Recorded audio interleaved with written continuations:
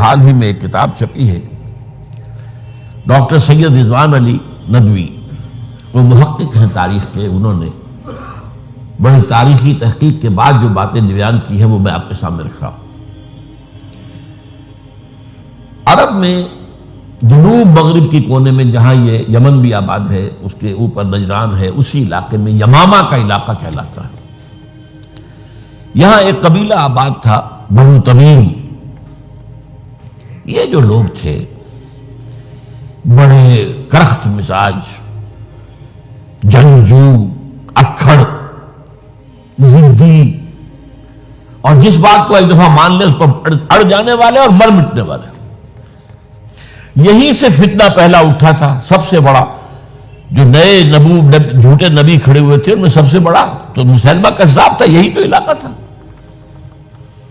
اور اس کے خلاف اس فتنے کی سرکوبی میں کتنے صحابہ، 1200 صحابہ ایک جنگ کے اندر شہید ہوئے، جن میں 500 جو ہیں وہ حفاظ تھے رضی اللہ تعالیٰ عنہ اجمعین۔ تو یہ لوگ جو یہ تھے بڑے زوردار تھے۔ اس قبیلے کے بارے میں حضرت عمر رضی اللہ تعالیٰ عنہ نے ایک بڑی عجیب حکمت عملی اختیار کی۔ ان کو وہاں سے اکھاڑ کر اور ایران کی سرحدوں پر آباد کر دیا، اب جہاں پر جہاد ہو رہا تھا، تاکہ ان کے اندر جو یہ جنگجوئی ہے یہ اب اس مقصد کے لیے استعمال ہو، اب وہ دارالاسلام کی توسیع کے مقصد کے لیے استعمال ہو، اور وہ ہوئی۔ حضرت عمر نے 2 چھاؤنیاں بنائی تھی رضی اللہ تعالیٰ، کوفہ اور بصرہ، کیونکہ ظاہر بات ہے کہ اب جو اسلام کا دائرہ پھیل رہا تھا اور اسلامی حکومت پھیل رہی تھی، اور زیادہ تر جو ہے مشرق کی طرف پھیل رہی تھی، ایران اور خراسان وغیرہ کی طرف، تو اب مدینے سے اس کا کنٹرول اتنا آسان نہیں تھا، فاصلہ تھا، تو چھاؤنیاں بنائیں تاکہ یہ اس سرحد کے اوپر یہ موجودہ مرکز رہے، یہاں فوجیں موجود رہیں، کہیں کوئی بغاوت ہو تو اس کو کچلنے کے لیے وہ قوت فوری طور پر دستیاب ہو سکے۔ یہ لوگ ہیں کہ جو عبداللہ ابن سبا کی فتنے سے سب سے زیادہ متاثر ہوئے۔ ان کی مزاج میں وہ کمی تو تھی نا۔ حضرت عمر بھی ان کا جو ایک مضبوط کنٹرول تھا انہیں دبائے رکھا ہے، اور ان کا رخ جو ہے ایک دوسری طرف موڑ کر اس سے اسلام کو فائدہ پہنچایا۔ لیکن اس کے بعد جب فتنہ جو آیا یہ عبداللہ ابن سبا، تو سب سے بڑھ کر یہی لوگ اس کے ماننے والے، اور انہی میں سے وہ لوگ تھے جنہوں نے جانیں بھی دے دی ہیں، جنہیں حضرت علی نے زندہ جلایا ہے، اس لیے کہ وہ کہتے تھے کہ علی خدا ہے۔ اے علی تم خدا ہو، تم ہمیں آگ میں جلا رہے ہو، یہ تو تم ہمارا امتحان لے رہے ہو۔ وَلَنَبْلُوَنَّكُمْ بِشَيْءٍ مِّنَ الْخَوْفِ وَالْجُوعِ وَنَقْصٍ مِّنَ الْأَمْوَالِ وَالْأَنفُسِ وَالثَّمَرَاتِ۔ اب وہ اس آیت کو اپنے اوپر منطبق کر رہے ہیں۔ تو یہ جو کرخت لوگ تھے، انہوں نے در حقیقت جو ہے عبداللہ ابن سبا کے کردار میں سب سے بڑا رول پلے کیا، اور انہی کے ہاتھوں حضرت عثمان شہید ہوئے رضی اللہ تعالیٰ۔ اور اس کے بعد انہوں نے حضرت علی رضی اللہ تعالیٰ عنہ کو اپنے گھیرے میں لے لیا، کیونکہ انہی کی کثیر تعداد موجود تھی مدینے میں جب حضرت عثمان شہید ہوئے۔ اس کے بعد اب ظاہر بات ہے کہ کوئی نہ کوئی تو خلیفہ ہونا چاہیے تھا۔ حضرت طلحہ سے کہا گیا، انہوں نے معذرت کر لی، حضرت زبیر سے کہا گیا، انہوں نے معذرت کر لی۔ اب ظاہر بات ہے کہ حضرت علی آخر امت کو چھوڑا تو نہیں جا سکتا تھا بغیر امام کے، انہوں نے قبول کر لی، اگرچہ حضرت حسن روکتے رہے کہ ابا جان یہ ان لوگوں کی بیعت جو ہے آپ قبول نہ کیجیے۔ حضرت حسن تو ان میں سے ہے جو حضرت عثمان کے دروازے پر کھڑے تھے پہرے دار کی حیثیت سے، حسن اور حسین رضی اللہ تعالیٰ عنہ، انہیں تو معلوم تھا فتنہ جو کون لوگ ہیں۔ اس کے بعد حضرت علی رضی اللہ تعالیٰ عنہ نے اسی حکمت سے، جس حکمت کے تحت حضرت عمر نے یہ چھاونیاں آباد کی تھی، دارالخلافہ بھی مدینے سے کوفہ منتقل کر دیا تاکہ پورے عالم اسلام کو کنٹرول کیا جا سکے اس مرکز کے ساتھ۔ اس کا نتیجہ یہ نکلا کہ اب گویا کہ حضرت علی کے گرد ان لوگوں کا گھیراؤ مکمل ہو۔ کوفے میں یہی تو آباد تھے، کوفی یہی تو تھے، حضرت عمر نے انہیں لا کے یہاں آباد کیا تھا۔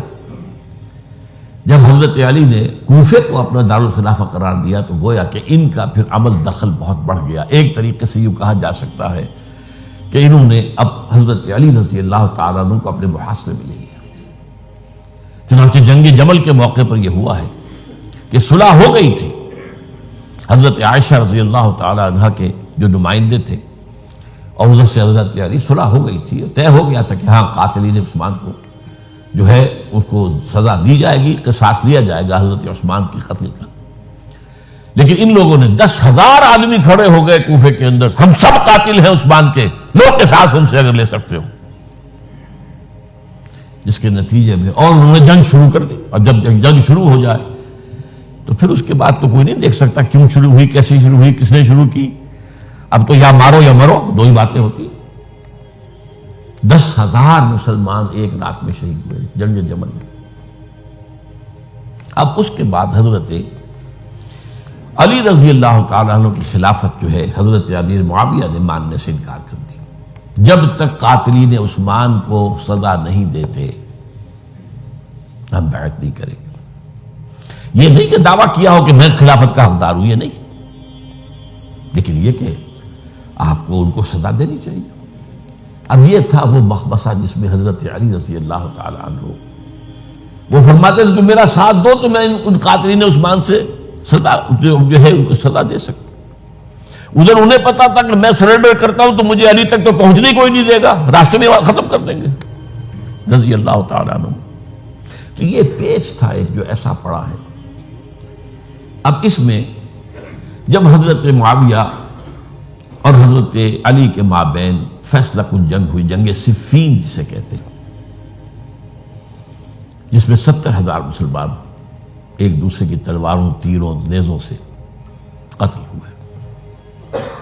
اس موقع پر حضرت معاویہ کی طرف سے ایک آفر آئی.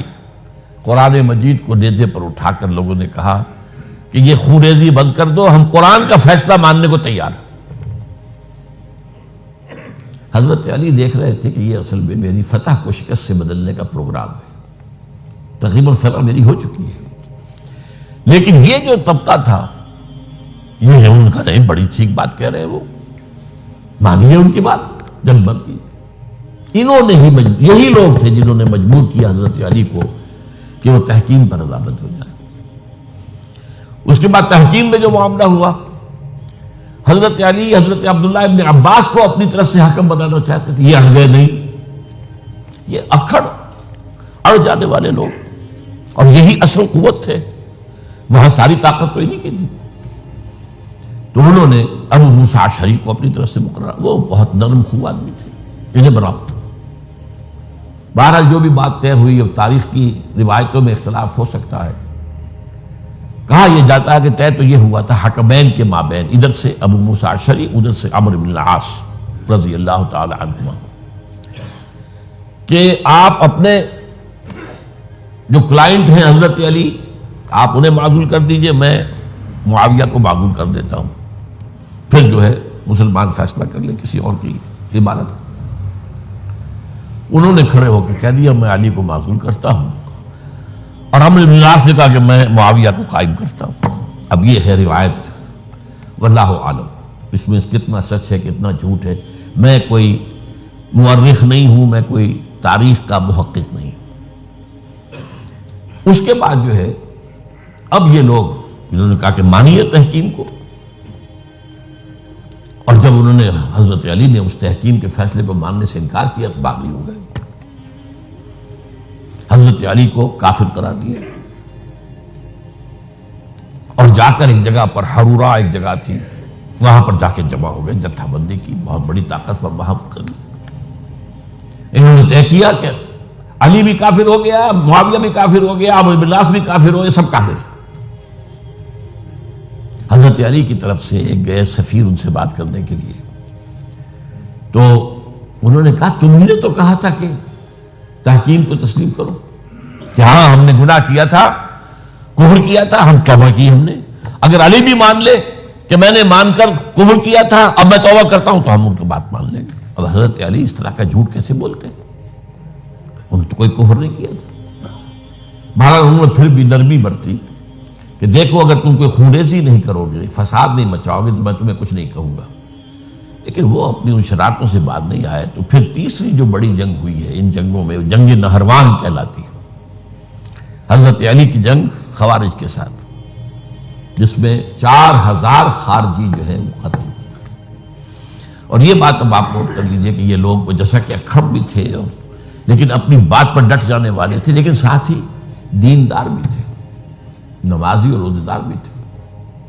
یہ اس طرح کے لوگ نہیں تھے کہ جو فاسق اور فاجر ہو، بس یہ مزاج کا ایک ہے جس بات دل میں بیٹھ گئی اڑ گئے۔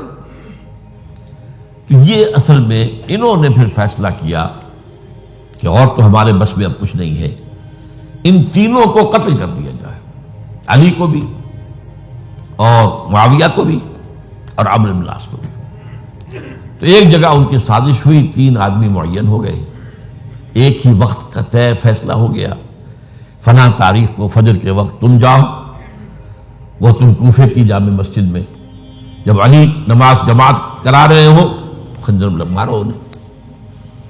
اور یہ اس کا نام ابن ملجم تھا، خارجی، یہ وہی لوگ بنو تمیم کے لوگ۔ دوسرا جو تھا وہ دمشق میں حضرت معاویہ کو قتل کرنے شہید کرنے کے لیے پہنچ گیا۔ تیسرا مصر پہنچ گیا حضرت عمرو بن العاص کو۔ اب یہ بات اللہ کی طرف سے ہے، یہ تو اس کی مشیت ہے، اس کا فیصلہ ہے۔ حضرت علی پر وار کارگر ہوا، اب شہید ہو گئے۔ حضرت معاویہ پر وہ وار ذرا اوچھا پڑا، زخمی تو ہوئے لیکن آپ کی جان بچ گئی۔ عمرو بن العاص اس روز مسجد میں کسی معمولی کی وجہ سے، عذر کی وجہ سے فجر میں آئی نہیں سکی، لہذا حضرت علی کی شہادت ہو گئی۔ اب یہ ہے اصل پس منظر، کن لوگوں نے کیا شہید، اصل میں وہ سمجھ لینے کی بات ہے۔ یہ خوارج نے شہید کیا، لیکن خوارج کا فتنہ سبائی فتنے ہی کا آف شوٹ ہے، اسی کے ذیل میں ہے، اسی کی ایک شاخ ہے، اسی کا ایک نتیجہ ہے۔ یہ خوارج جو ہے بعد میں بھی ان کی مسلسل جو ہے وہ جنگیں رہی ہیں۔ بہرحال اس صورتحال کو یہ سمجھ لیجئے کہ یہ خلفائے ثلاثہ رضی اللہ تعالی عنہ، حضرت عمر شہید، عثمان شہید، علی شہید۔ عجیب بات ہے کہ تینوں کا نام عین سے شروع ہوتا ہے، عمر عین سے، عثمان عین سے، علی عین سے، تینوں شہید ہوئے ہیں۔ لیکن یہ کہ یہ ہے تاریخی پس منظر۔ اب اس کے بعد میں صرف آپ کو چند اشارے دوں گا، میں نہیں چاہتا کہ اس سے آگے کوئی تفصیل سے گفتگو ہو۔ حضرت علی کی شہادت کے بعد لوگوں نے، جبکہ ابھی حضرت علی زخمی تھے، انتقال نہیں ہوا تھا، آپ سے پوچھا کہ ہم حسن کے ہاتھ پر بیعت کر لیں رضی اللہ تعالیٰ۔ آپ نے فرمایا نہ میں تمہیں اس کا حکم دیتا ہوں اور نہ روکتا ہوں، یہ تمہارا معاملہ ہے، امر المسلمین ہے، مسلمان فیصلہ کر لیں جس کو چاہیں۔ چنانچہ حضرت حسن رضی اللہ تعالیٰ عنہ کے ہاتھ پر بیعت ہو گئی۔ اب معاملہ ٹھہرا حضرت حسن اور حضرت معاویہ کے مابین۔ 6 ماہ خلافت رہی ہے حضرت حسن کی رضی اللہ تعالیٰ عنہ، اور میں انہیں 5واں خلیفہ راشد مانتا ہوں۔ ابو بکر، عمر، عثمان، علی، حسن، انہوں نے کوئی اپنی قوت سے خلافت حاصل نہیں کی تھی، بلکہ مسلمانوں نے انہیں خلیفہ بنایا تھا۔ لیکن یہ اس قدر صلح جو انسان تھے، بہت نرم طبیعت کے انسان، جب انہوں نے دیکھا کہ یہ تو پھر خوریزی کا معاملہ ہو رہا ہے۔ ابھی معاویہ کے پاس 40,000 کا لشکر تھا، ان کے پاس بھی بڑا لشکر موجود تھا، بلکہ 40,000 ان کے پاس تھا، حضرت معاویہ کے پاس اس سے بڑا تھا۔ انہوں نے صلح کر لی حضرت معاویہ سے رضی اللہ تعالیٰ، اور وہ حدیث ان کے حق میں جو ہے پیشن گوئی تھی وہ پوری ہو گئی کہ حضور نے فرمایا تھا میرا یہ بیٹا مسلمانوں کے 2 گروہوں کے مابین صلح کرائے گا۔ یہ سن 41 ہجری کا واقعہ ہے، جب صلح ہو گئی اور حضرت حسن دستبردار ہو گئے اور امیر معاویہ کو اب خلیفہ تسلیم کر لیا گیا۔ اس کو عام الجماع کہتے ہیں، یعنی وہ انتشار اور تفرقہ جو سبائی فتنے سے شروع ہوا تھا، اگرچہ اس کا نقطہ آغاز تو بالفعل بنا شہادت عثمان، پھر وہ جنگ جمل اور جنگ صفین اور جنگ نہروان، اور اس کا ایک نتیجہ جو نکلا وہ کیا تھا کہ اسلامی حکومت کی حدود کی جو توسیع ہو رہی تھی وہ عمل رک گیا۔ وہ تو خلفائے ثلاثہ، اب یہ ثلاثہ میں گن رہا ہوں، حضرت ابوبکر، حضرت عمر، حضرت عثمان، ان کے دور میں ساری توسیع ہوئی، فتوحات ہوئی۔ حضرت علی کا دور جو ہے سارا خانہ جنگی کی نظر ہو گیا. وہ خلیفہ راشد ہیں، اس میں کوئی شک نہیں ہے، بہت عظیم شخصیت ہے، ہمارے نزدیک صحابہ کرام میں سوائے 3 کے سب سے بڑھ کر ہیں، سب سے افضل ہیں. ہاں ابو بکر، عمر، عثمان ان سے افضل ہیں ہمارے نزدیک. خلافت جو ہے خلفاء کے مابین ترتیب فضیلت جو ہے وہ ترتیب خلافت کے مطابق اہل سنت کے نزدیک، لیکن باقی ہزاروں صحابہ میں تو سب سے اونچے ہیں. اس حوالے سے حضرت علی کا کوئی قصور نہیں ہے رضی اللہ تعالی، ان کی کوئی کوتاہی نہیں ہے. انہیں خلافت ملی ہی ایسے پرفتن دور میں ہے. اگر کہنا جو ہے اگرچہ روکا گیا ہے کہ یہ کلمہ لو مت استعمال کیا کرو، اگر یوں ہوتا تو یوں ہو جاتا، لیکن یہ کہ بہرحال ہمارا سوچنے کا ایک انداز ہے. اگر حضرت علی کو اول دور میں خلافت ملی ہوتی تو ان کے کچھ اور نتائج اور ہوتے. اب یہ پرفتن دور کے اندر خلافت ملی، خانہ جنگی ہو رہی، اور جو حالات میں نے آپ کو بتائے ہیں، ظاہر بات ہے کہ وہ دور جو نہ ذرائع آمد و رفت ایسے تھے، نہ ذرائع مواصلات ایسے تھے، نہ کمیونیکیشنز ایسی تھیں. وہ تو یوں سمجھیے کہ دارالخلافہ کے اندر کے حالات جو ہیں بس وہیں پر فیصلہ ہو رہا تھا. یا پہلے مدینے میں ہوا، حضرت عثمان شہید ہوئے، اور یا پھر کوفے میں ہو گیا. وہ تو اصل جو بھی طاقت اس مرکز کے اندر جس کے پاس طاقت تھی اسی نے جو بھی اپنا فیصلہ ہے وہ منگا لیا. بہرحال یہ جو حضرت حسن نے مصالحت کی ہے، جس کی بنا پر ہم تو انہیں سلام کرتے ہیں، ان کا احترام کرتے ہیں. انہوں نے خانہ جنگی ختم کی، فساد جو ہے اس کی جڑ کاٹ دی، تعامل جماعت ہو گیا، اب امن ہو گیا. اور نوٹ کیجئے اس کے بعد 20 برس تک امیر معاویہ کی حکومت رہی ہے. 20 برس اور کامل امن رہا ہے. اس میں یہ بھی ہے کہ ان کے تدبر کو بھی دخل حاصل تھا. یہ بھی ہے کہ انہوں نے کچھ طاقت کا استعمال بھی کیا. یہ بھی ہے کہ انہوں نے دل جوئیاں بھی کی لوگوں کو، جس کو ہم کہتے ہیں مؤلفۃ القلوب، جو زکوٰۃ کے مسائل میں شامل ہے. کچھ لوگوں کی کے شر سے اس کو روکنے کے لیے ان کو جو ہے کچھ زکوٰۃ میں سے پیسہ دیا جائے وغیرہ وغیرہ. مؤلفۃ القلوب، تالیف قلب کے لیے. بہرحال نتیجہ یہ ہے. تاہم یہ جان لیجئے کہ حضرت معاویہ صحابی رسول ہیں، ہم ان کو تسلیم کرتے ہیں، لیکن ان کی خلافت کو خلافت راشدہ ہم نہیں مانتے، اس لیے کہ وہ انہوں نے اپنی طاقت سے حاصل کی ہے. میں نے اسی لیے کہا حضرت حسن رضی اللہ تعالیٰ عنہ کی خلافت راشدہ ہے، لیکن حضرت معاویہ کی خلافت راشدہ، اگرچہ اس میں امن رہا. اور وہ جو عمل رک گیا تھا، وہ جو مزید توسیع دارالاسلام کی، وہ دوبارہ شروع ہو گیا. خراسان کی طرف پیش قدمی شروع ہو گئی. ادھر پہلا بیڑا بنایا حضرت معاویہ نے رضی اللہ تعالیٰ عنہ، اور یہ بحیرہ روم کے بعد جزائر کو فتح بھی کیا.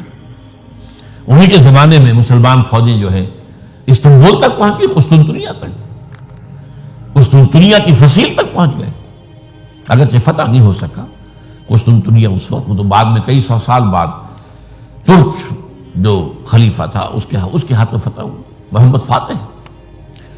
لیکن یہ کہ باہر پہنچ گئے تھے وہاں تک، یہ عمل بھی شروع ہو گیا. لیکن انہی لوگوں نے حضرت حسن کو گالیاں دی اس کام پر کہ تم نے صلح کیوں کی. امیر الکافرین کہا، امیر المنافقین کہا، اور انہیں خطاب یا آر المومنین، اے مومنوں کے لیے آر کی کا اور شرم کے باعث. اور ان کے خیمے پر حملہ کیا، اسے جلایا. ان کی جان کے در پہ تھے کہ تم نے صلح کیوں کی. یہ اکھڑ لوگ، یہ لوگ، اس کے بعد میں صرف اشارہ کر رہا ہوں، یہی لوگ تھے اصل میں جو 20 برس کے بعد پھر جو حادثہ سانحہ کربلا ہوا ہے اس کا مین کردار یہ تھا. صرف چند جملے اس وقت کہوں گا. سانحہ کربلا پر میرا کتاب جو موجود ہے وہ آپ پڑھیے. حضرت معاویہ رضی اللہ تعالیٰ عنہ کو مغیرہ ابن شعبہ ایک بزرگ صحابیوں میں سے تھے، انہوں نے مشورہ دیا کہ دیکھیے آپ کی خلافت سے پہلے 4 برس تک خانہ جنگی رہی، 1 لاکھ کے قریب مسلمان ایک دوسرے کی تلواروں سے ختم ہو گئے. اب اگر وہ زمانہ گزر گیا، کبار صحابہ تو فوت ہو چکے، بڑے صحابہ تو گئے. اب تو یہ 9 مسلم جو فتح کے بعد ایمان لائے یا اس کے بعد ایمان لائے جبکہ سورہ توبہ کی آیات نازل ہو گئی، اب تو یہ لوگ، یا پھر اب نئے لوگ جو مفتوحہ علاقے میں ایمان لا رہے ہیں، مسلمان ہو رہے ہیں. لہذا اب وہ جو مسلمانوں کا ایک نظام خلافت راشدہ کا تھا، اگر اس کے پیچھے کسی مضبوط قبیلے کی طاقت نہ ہو تو وہ مرکزیت قائم نہیں رکھ سکے گا. لہذا آپ یزید کو اپنا ولی عہد مقرر کر دیں. حضرت معاویہ کچھ رہے متردد، لیکن بعد میں ان کی سمجھ میں یہ بات آ گئی. یہاں یہ نوٹ کر لیجئے کہ میں یا آپ حضرت معاویہ کے فیصلے سے اختلاف کر سکتے ہیں، ان کی نیت پر حملہ نہیں کر سکتے. وہ صحابی ہیں، الصحابہ کلہم عدول. ان کی نیت یہی تھی، مسئلہ سمجھی اس میں کہ وہی امن جو ہے وہ برقرار رہے. اس وقت جو ہے کچھ تھے ہمارے جو اس وقت اگرچہ وہ صغار صحابہ میں شمار ہوتے تھے لیکن اب وہ کبار تھے، وہ کھڑے ہو گئے کہ آپ یہ کام غلط کر رہے ہیں، یہ قیصریت اور کسرویت جو ہے اس کا آغاز کر رہے ہیں. اور یہ کون لوگ تھے؟ اب دیکھیے ترتیب: ابو بکر کے بیٹے عبد الرحمن، عمر کے بیٹے عبداللہ ابن عمر، عباس کے بیٹے عبداللہ ابن عباس، زبیر کے بیٹے عبداللہ ابن زبیر، علی کے بیٹے حضرت حسین. حضرت حسن فوت ہو چکے تھے کیونکہ یہ عین وسط میں ہوا واقعہ. 20 سال کے درمیان 10 سال حضرت معاویہ کی حکومت کو شروع ہوئے، 10 سال ہو چکے تھے. میری جو تحقیق ہے یا مطالعہ اس کے مطابق تو یہ ہے کہ حضرت عثمان نے مصلحت سے، حضرت معاویہ نے مصلحت سے کام لیا اور ان پر جبر نہیں کیا. لیکن انہی ندوی صاحب نے کچھ لکھا ہے کہ بالجبر بھی ان سے بیعت لے لی، بیعت ولی عہدی. مجھے اس سے اختلاف ہے. یہ حضرات ایسے نہیں تھے کہ جو بالجبر بیعت کرنے والے ہوں. میں اس کو ماننے کو تیار نہیں. بہرحال یہ حضرت، میرے نزدیک حضرت معاویہ نے جبر نہیں کیا، زبردستی نہیں کی. لیکن جب حضرت معاویہ کا انتقال ہو گیا، اب جو ہے معاملہ یہ پیدا ہو گیا کہ اب بیعت کریں نہ کریں تو پھر جو ہے باغی شمار ہو گئے. عبد الرحمن ابن ابو بکر رضی اللہ تعالی عنہما وہ فوت ہو چکے تھے، اب 4 رہ گئے تھے. عبداللہ ابن عمر، عبداللہ ابن عباس، یہ دونوں تھے جو عمر میں بڑے تھے. عبداللہ ابن زبیر اور حسین ابن علی رضی اللہ تعالی عنہ. ان چاروں نے کہا کہ کام غلط ہوا ہے یہ. لیکن اس کے بعد ایک تفریق ہو گئی. یہ جو دونوں بزرگ تر تھے، حضرت عبداللہ ابن عمر، عبداللہ ابن عباس، ان دونوں نے کہا کام تو غلط ہے لیکن ایسا نہیں ہے جس کی بنا پر خونریزی کرائی جائے، مسلمانوں کا خون بہے، بغاوت کی جائے. ایسا نہیں. مطلب یہ کہ اس کے اندر مصلحت کا تقاضا یہ ہے کہ اس وقت جو ہے اس کو تسلیم کر دیا جائے. لیکن یہ جو دو نوجوان تھے، ان کے اندر، نوجوان نہیں کہ وہ جوان تھے ماشاءاللہ، لیکن یہ کہ جوش زیادہ تھا، یہ اڑ گئے کہ نہیں، ہم اس غلطی کو اب نہیں چلنے دیں گے. حضرت عبداللہ ابن زبیر اور حسین ابن علی رضی اللہ تعالیٰ عنہ. اب دیکھیے اصل فیصلہ کن بات کیا ہوئی. ان دونوں حضرات میں ایک اختلاف ہو گیا. حضرت عبداللہ ابن زبیر کا کہنا یہ تھا کہ یہی مقیم رہی ہے مکے میں اور یہیں سے جو ریزسٹنس موومنٹ ہے وہ شروع کی جائے بنو امیہ کی حکومت کے خلاف.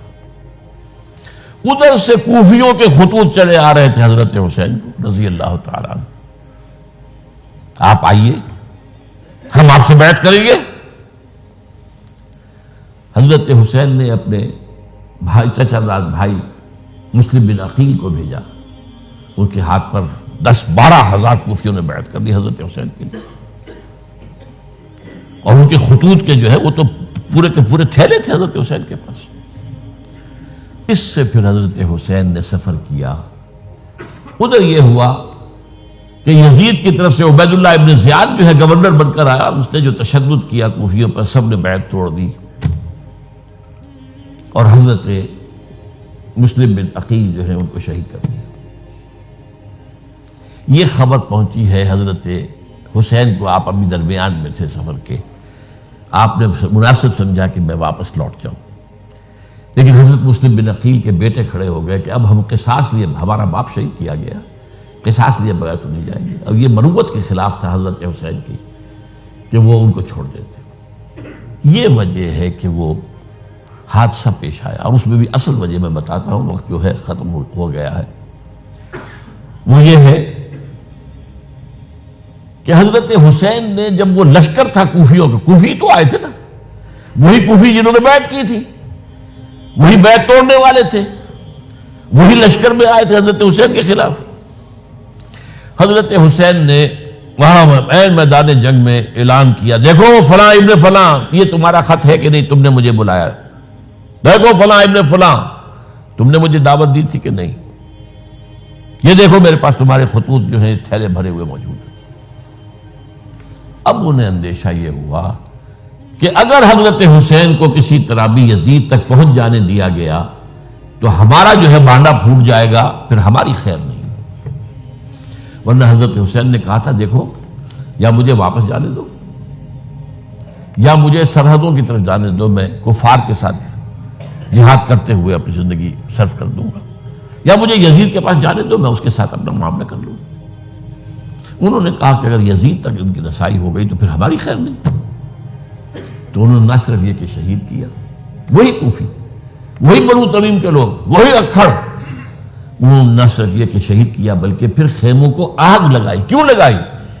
تاکہ وہ جو ڈاکومنٹری پروف تھا ان کے خلاف وہ ختم ہو جائے، ورنہ آگ لگانے کی کیا ضرورت تھی؟ انہوں نے اور تو کوئی نہیں کیا، یعنی وہ کام تو نہیں کیا کہ جو کسی مفتون کے ساتھ کیا جاتا ہے۔ حضرت حسین کے بیٹے بیمار تھے، حضرت علی بن حسین زین العابدین رحمت اللہ علیہ، انہیں شہید تو نہیں کیا۔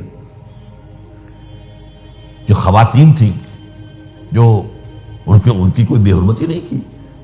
یہ نہیں کہا کہ اب یہ تو جیسے کہ خوارج کہتے تھے جو مسلمان کافر ہو گئے، مسلمان ہیں ان کے نزدیک کافر ہیں، ان کی بیویاں بھی حلال ہیں ہم پر، وہ تو کنیزیں ہیں، پھر فیصلہ یہ تو نہیں کیا۔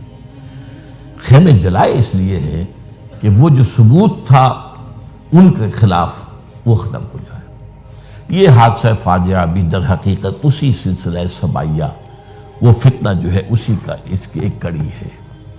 یہ ہے وہ ہماری تاریخ کے جو ہمارا صدر اول ہے، اس میں جو یہ شہادتیں ہوئی ہیں ان کا تاریخی پس منظر۔ آج اسی پر اکتفا کر رہا ہوں۔ اقول قولی ھذا واستغفر اللہ لی ولکم ولسائر المسلمین والمسلمات۔